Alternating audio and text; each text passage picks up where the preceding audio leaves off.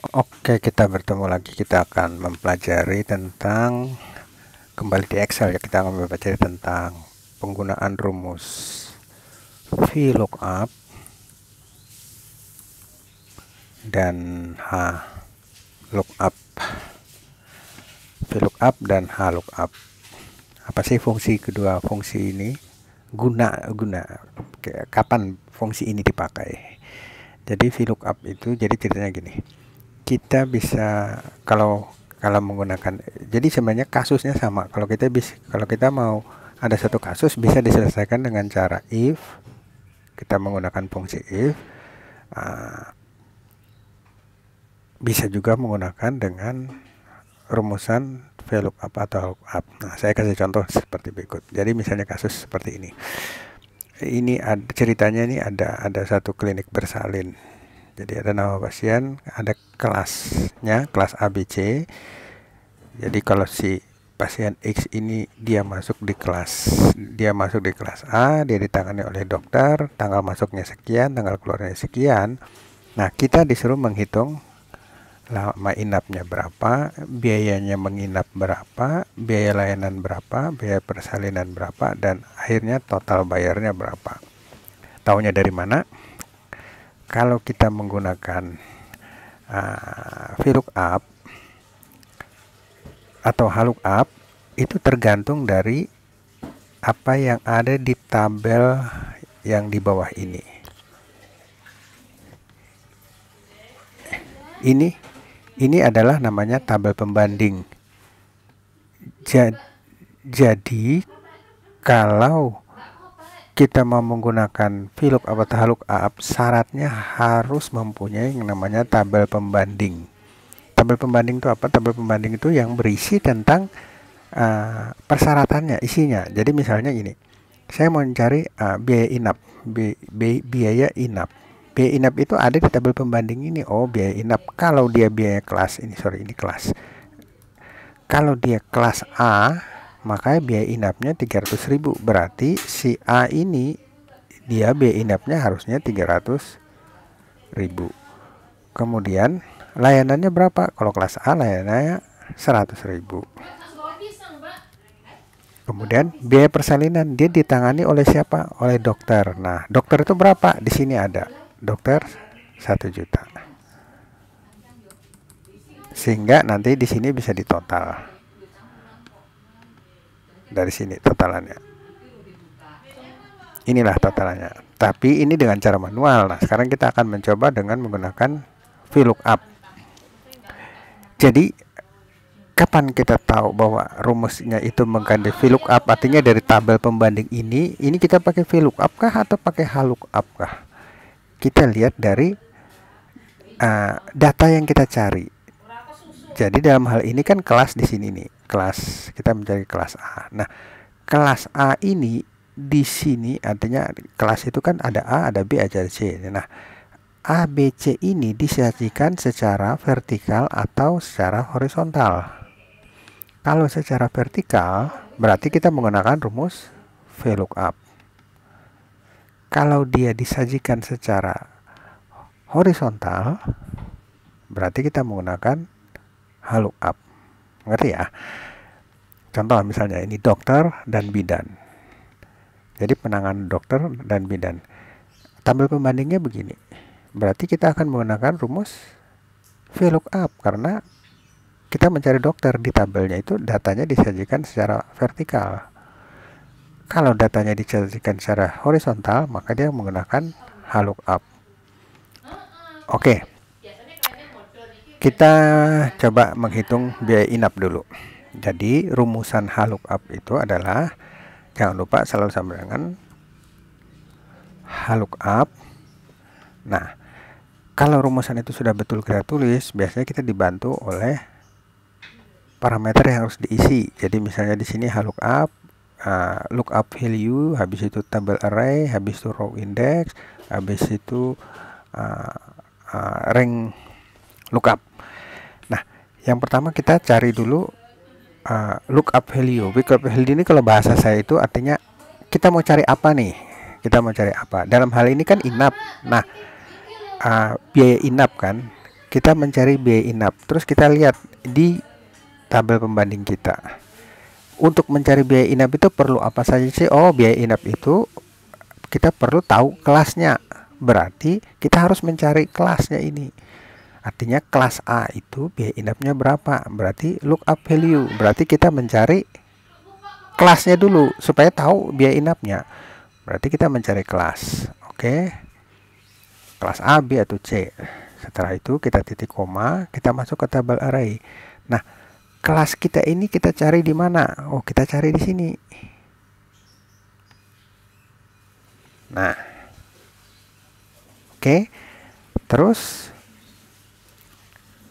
ditanya row index.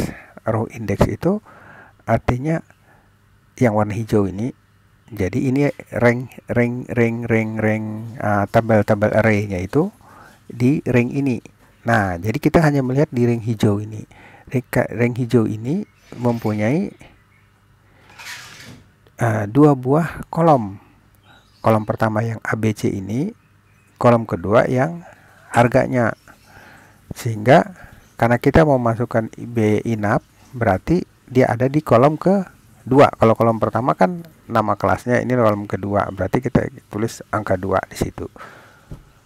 Dan yang terakhir kita isi, kalau saya biasanya isi false, artinya kalau di sini A, di sini juga A, kalau di sini B, di sini juga B. Jadi biar lebih pasti saja. Jadi saya lebih suka menggunakan yang false. Sudah, tutup kurung. Kita enter. Oh, sorry, saya salah. Berarti saya menggunakan H, ini harusnya V. Ini harusnya V. VLOOKUP. Berarti 2.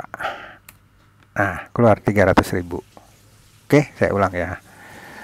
Sekarang VLOOKUP. Kita mencari apa? Kita mencari kelas C-nya ini. Terus kelas C itu kita cari di mana? Kita cari di sini. Terus apa yang mau kita keluarkan? Kita mengeluarkan biaya inapnya, berarti ada di kolom 2. Kolom 2. Dan terakhir kita tulis false saja karena datanya sama. Oke. Dapat. Kalau kelas C itu 100.000, kelas C 100.000, kelas C 100.000. Nah, apa yang terjadi kalau yang ini saya ganti 1? Kalau itu saya ganti 1, nanti yang keluarnya C. Keluarnya C. Karena C ada di kolom 1, ini kolom 1, ini kolom 2. Ini biar gampang saya tulis, ini kolom 1, ini kolom 2.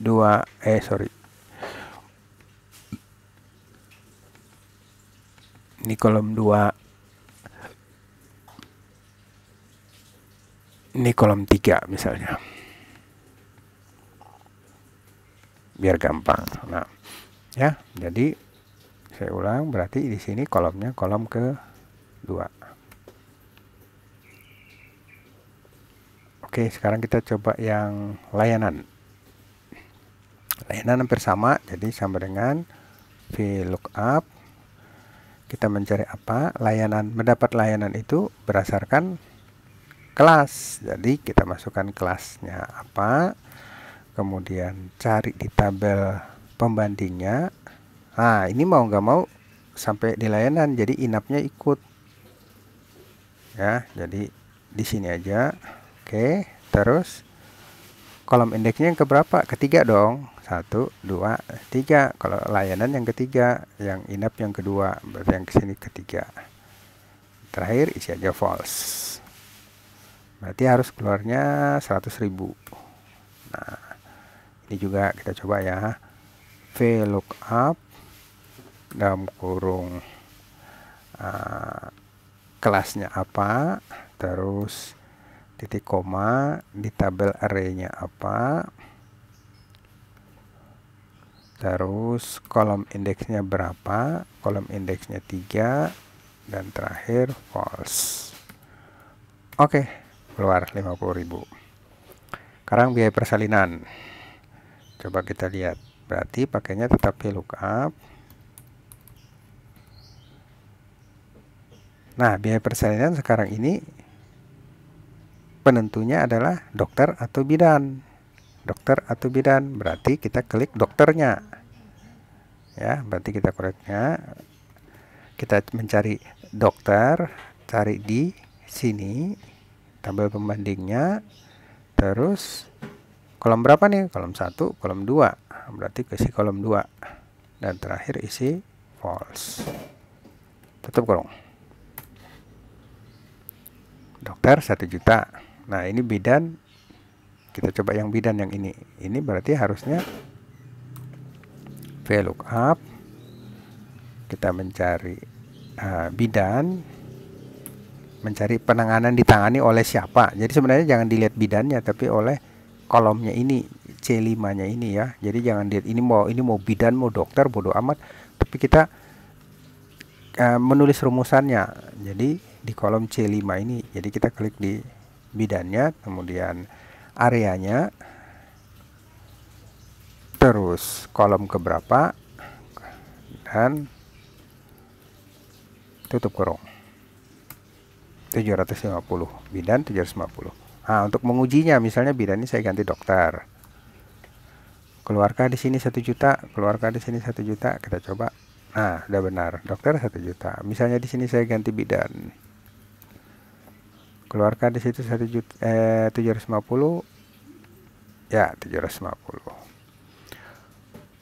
Oke, di situ kita sudah bisa dapat total bayarnya. Tetapi ini ada variasi soal sedikit, misalnya lama inap. Bagaimana mencari lama inap? Kalau saya sih tinggal dikurangi aja. Jadi tanggal keluar dikurangi tanggal masuk. Tapi itu kan harusnya 5 hari, tanggal 1, tanggal 2, tanggal 3, tanggal 4, tanggal 5. Dihitung 5 hari. Tapi kalau dalam perhitungan gini dia cuman hasilnya menjadi 4, karena 5 dikurang 1 dia hitung 4. Jadi supaya rumusan itu betul, biasanya saya tambahkan aja 1, jadi 5 hari ya. Nah, hanya di sini tinggal kita kalikan. Jadi misalnya dia lama inap 5 hari, berarti harusnya biaya inapnya itu di sini sebanyak 1,5 juta. Berarti yang di sini tinggal kita kalikan dengan lama inap. Oke, ini juga kalikan lama inap. Biaya layanan ini per hari. Nah, persalinan gaung, persalinan kan sekali doang, jadi ya 1 aja. Nah, ini tinggal di total dari sini dong. Oke, kira-kira demikian yang penggunaan VLOOKUP. Nah, bagaimana dengan VLOOKUP? Sama persis, hanya bedanya di bentuknya. Jadi kita coba aja yang sini ya, misalnya. Karena ini kita mencari A, kita lihat di tabel pembandingnya A, B, C itu berada pada horizontal atau vertikal. Di sini horizontal, berarti kita pakai rumus VLOOKUP.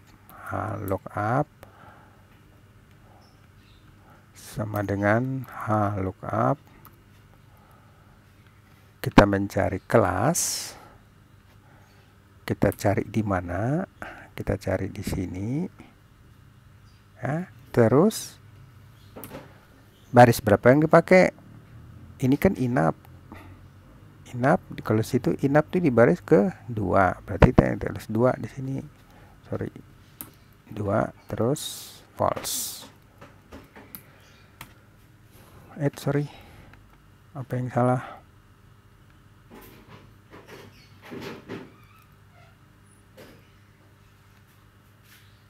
Dua di sini false. Oke, 300.000. Oke, kita coba dulu yang B misalnya nih. Harusnya kan keluarnya kelas C itu 100.000, berarti sama dengan VLOOKUP. Kelasnya dicari, kita mencari kelasnya di tabel ini, kemudian baris berapa yang dipakai. Ini baris 1 ABCD, baris 2 inap, berarti di sini 2 dan false. Oke, enter. Nah, yang perlu diperhatikan ya, jadi waktu kita menulis lookup, kemudian kita mencari kelas, kita mencari di mana. Nah, mencari di mana itu kolom pertama atau baris pertama. Kalau lookup berarti baris pertama itu adalah informasi yang dicari. Jadi kalau kita mencari kelas di sini, harus kita pilih yang pertama itu harus sama, yang berbicara tentang kelas. Kalau kita mencari di sini kelas, baris pertamanya harus kelas. Kalau kita kasih di sini itu akan salah pasti. Jadi harus informasi, supaya artinya gini, komputer akan mencari B itu, dia akan mencari waktu kita bilang ini B, kita suruh dia cari kelas, kelasnya isinya B, dia cari di sini. Tek, ketemu di sini. Nah, begitu ketemu di sini, terus baris keberapa yang dipakai? Baris kedua. Nah, langsung komputer akan menulis yang nilainya 200.000 ini.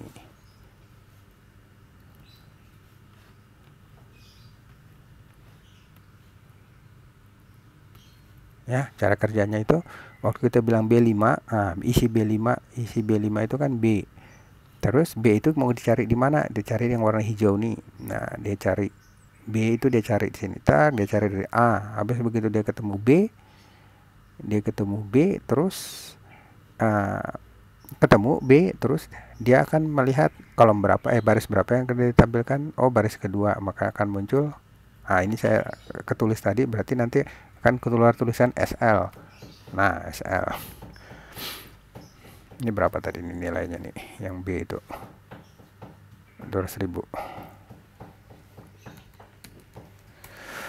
Oke, yang selanjutnya buat bahan latihan ya, diisi sendiri. Kalau bingung silahkan tanya aja, tulis di kolom komentar, nanti saya jawab. Kalau memang ada pertanyaan yang membingungkan untuk kelas pembelajaran tentang lookup atau VLOOKUP itu.